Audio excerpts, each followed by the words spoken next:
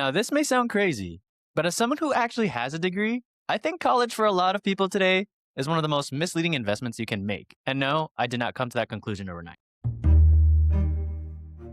Before we go any further, let me be clear. I'm not education by all means. I'm not even against learning. What I am saying is this: college is being oversold, and too many people are buying into it without fully understanding what they're getting in return. As a first generation American, college wasn't optional. It was the plan. Go to school, get the degree, get a stable job, and make good money. That meant everything to me. It meant financial stability, freedom, the ability to travel, explore my interests, and set up future generations for success. Simple, right? Somewhere along the way, that promise stopped adding up. Ideally, college was originally meant to do a few key things: help you grow intellectually, specialize in a field, and set you up for a stable upward career path.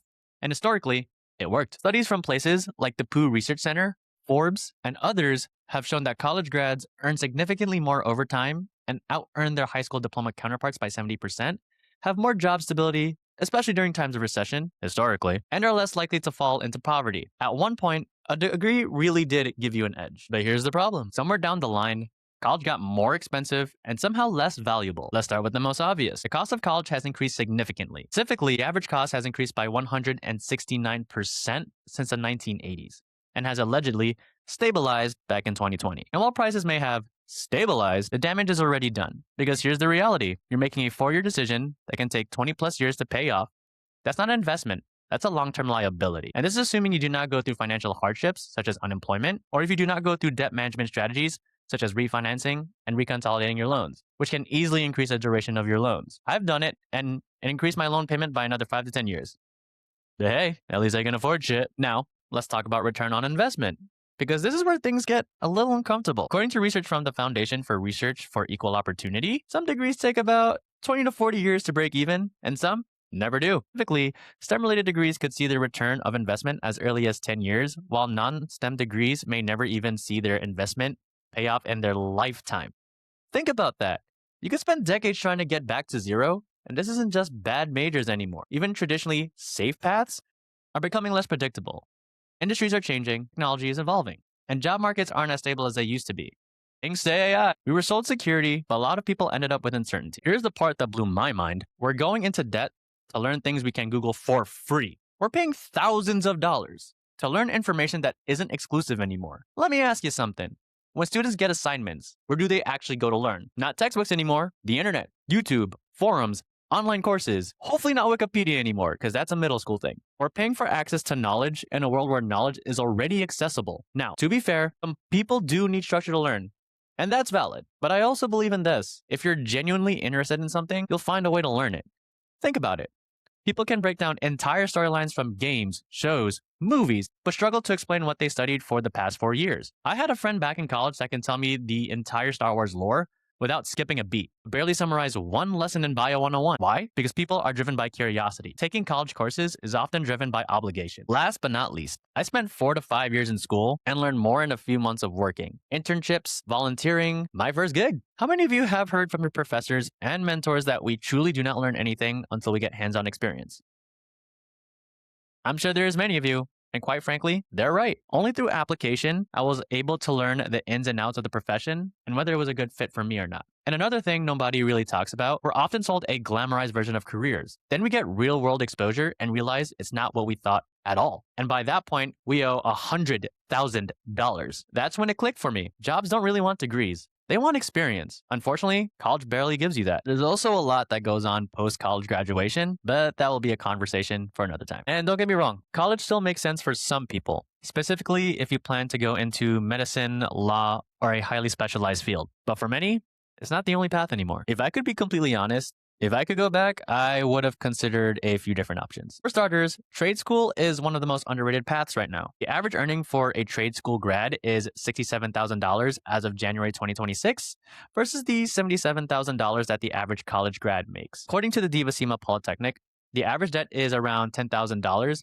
which is significantly less than the average college grad. Interestingly, many high school grads are beginning to consider going to trade school versus pursuing a college degree, simply because they are able to achieve financial freedom a whole lot quicker. One of my closest friends from high school went to trade school after realizing college wasn't for him. After leaning into his strengths, he found he was gifted in manual labor, And now the man owns his own business, me drowning in debt. A few professions you can select after graduating from trade school are a web developer, which makes around $73,000 a year, an air traffic controller, which makes near six-figure salaries. So think about a 1 followed by 5 zeros.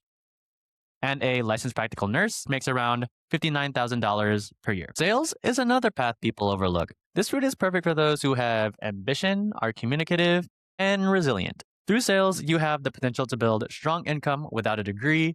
Some companies may offer a base salary, meaning you have a stable income, and you can receive additional compensation through commission. Additionally, sales is a very important skill to have no matter what profession you select. I was personally in sales for about 2 years, and while it was not the best fit for me, I learned a valuable skill, and I was also able to learn other transferable skills as well, such as time management, cold calling, marketing to an extent, and so much more. I want to re-emphasize that all employers, no matter what profession, will find these skills highly valuable. A few companies I would recommend in this space are Cintas, UniFirst, and Aramark, all of which offer base salaries and commission, which is perfect for beginners starting their professional journey. Then there's entrepreneurship. High risk, high reward. Similar to sales, there's no max capacity for your earnings and perfect for those who have an ambitious mindset. If you are consistent and passionate about your brand, you can eventually live the American dream, assuming it ain't dead yet, of course. However, I want to caution those who want to pursue this path.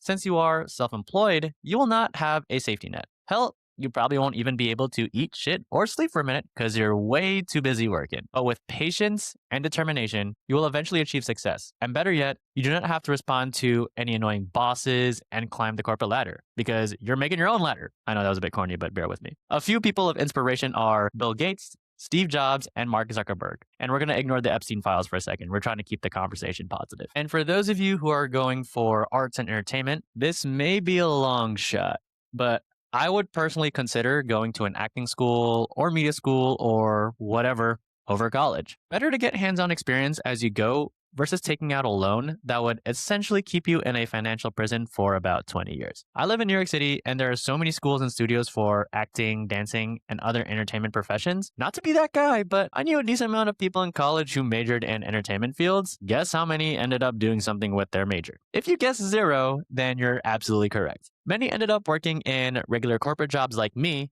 and there's nothing wrong with that. But imagine how much money they would have saved if they went to environments where they can practice their craft immediately. I also understand that these schools may not be easily accessible everywhere, but think about it this way. Wouldn't it be cheaper to pay out of pocket to travel to another city and learn the craft as you go, or take out a loan that would essentially keep you in debt for, once again, 20 years. Lastly, I hear this field is cutthroat, so experience in networking may be your best bet over a college education. And for those of you who are unsure of their career paths, try shadowing professionals to learn more about their day-to-day to see if the profession is a good fit instead of gambling on a college loan. Hey, take it from me. I really advise you to see what the job is actually like before committing to it. So true story, I was originally pursuing nursing when I was in college.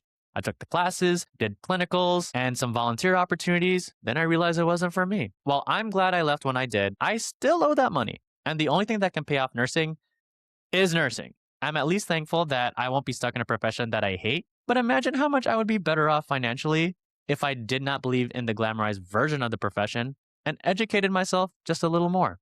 If you do not want to go through the trouble of shadowing a professional, you can learn more by reaching out on LinkedIn and ask professionals in the space how the day-to-day looks. 2 people reached out to me earlier this year wanting to learn more about my job, and I happily helped them, so don't see why it can't help you. Alternatively, you can also see videos readily available in the internet. I know I did this when I was in a career crisis. Thankfully, the content creators do not mince words when it comes to their profession, and they keep everything 100% real with you. If my reasons were not enough to sway you, then by all means, you're in your right to go to college. However, I want you to be more aware that it is one of the most expensive decisions you will ever make. Too many people are making it without asking enough questions, and I'm not saying don't go. I'm saying know exactly why you're going. Understand the costs, understand the return, and understand your alternatives. Because once you commit, I'm telling you, from experience, you're locked in. And remember, at the end of the day, you will be responsible for paying off all your loans regardless of your situation. From my experience, many people change their majors at least once while attending college, and many people reinvent themselves later in life. So do not rush this process because society is pressuring you to follow the norm. Take your time. And well, that's all I have for you today. If you like this video, please like, comment, and subscribe below. And by all means, I'm also curious to open up a conversation. Do you think college is still valuable today as it once was, by all means, let me know in the comment section below and stay tuned for my next videos. Until then.